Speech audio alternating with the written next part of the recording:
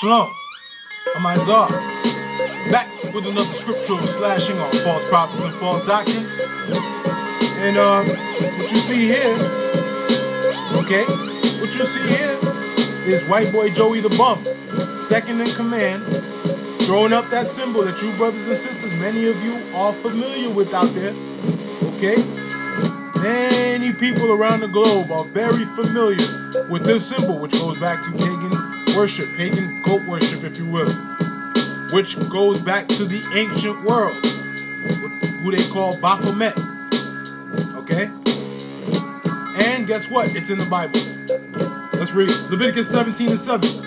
And they shall no more offer their sacrifices unto devils, after whom they have gone a whoring. This shall be a statute forever unto them throughout their generations. And that's what you see here. That's what you see here. Now let's see what the law says about following these people. This man clearly showing you who he's in allegiance with. Leviticus 19:31. Regard not them that have familiar spirits, neither seek after wizards to be defiled by them. I am the Lord your God. That's the law. That's the law telling you. Okay? Now let's get into the hypocrisy of this cult. Now you see this? You see this? Now, he's throwing this up and he's asking for money. They're telling you you need to give them money. Okay? Basically telling you to disregard what the scriptures say about what tithe money actually is. Okay? In Deuteronomy the 14th chapter. You can read all about it. They're trying to deceive their followers into giving them more money. And this was the symbol that Joey threw up. Alright? You can read all about the laws of tithes in Deuteronomy 14, verse 22 through 29. Never mind the freestyling they're doing. Read the Bible for yourself. Deuteronomy 14, verse 22 through 29, which will tell you exactly what tithing actually is. Those are the laws regarding tithing. If you're illiterate, you can read about it for yourself. Let them freestyle all they want. And the fools that want to go ahead and give them 10% of their money, okay? These Baphomet worshippers. Because guess what? You may say it's a coincidence, but it's ironic that over the years, we've only seen the GMS leaders, namely Vernon Brown, Jason Windhorse, and white boy Joey the Bum. These are the ones you mainly see throwing this up. But you're telling me it's an accident? Now, just to show you their desperation for money and more followers, many of you remember years ago, they insisted that all of their followers get off of Facebook. Stop dealing with Facebook. And shout out to you brothers that didn't listen when they gave out that order. Okay? You brothers that said, to hell with this. You knew that was some BS. Check this out. GMS got a Facebook page. Great Millstone Israelites. Religious organization. See that? That's on Facebook. Look up Great Millstone. Look up Great Millstone on Google, and this is what you'll take you right here. They got a Facebook page. Religious organization. But wait a minute. Years ago, they were telling us we need to get off there because it's a CIA operation or whatnot.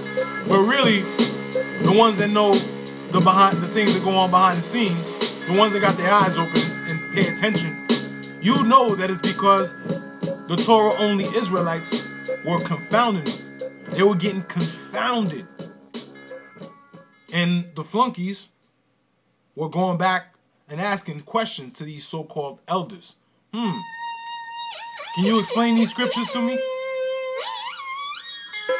So they were getting confounded. And they were also getting confounded, if you brothers and sisters remember, Truth After Knowledge was releasing all those videos, cutting their doctrine to shreds. And a lot of this was going down on Facebook. A lot of revelation was going on. A lot of questions were being asked. So they told their followers to get off of Facebook. See?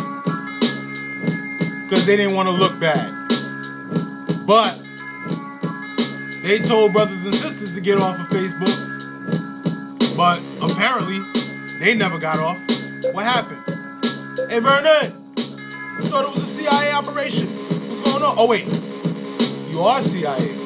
Is that what it is? You tell me.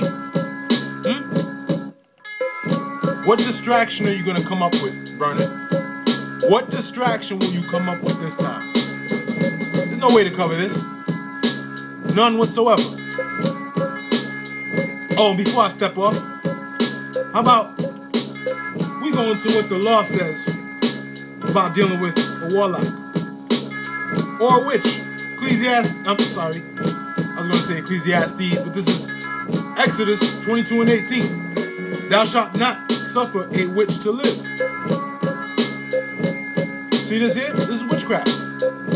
Witchcraft. Oh, let's go to their favorite chapter. Why don't we go to their favorite chapter? The one they don't like to go to. The one where they tell you to stop at the 13th verse or whatever. This is Deuteronomy 18 and 10. There shall not be found among you anyone that maketh his son or his daughter to pass through the fire, or basically sacrifice, or that useth divination,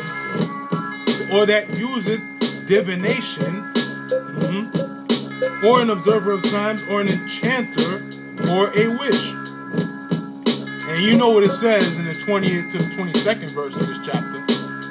So what more do you need to know about this bum cult? You brothers and sisters need to wake up.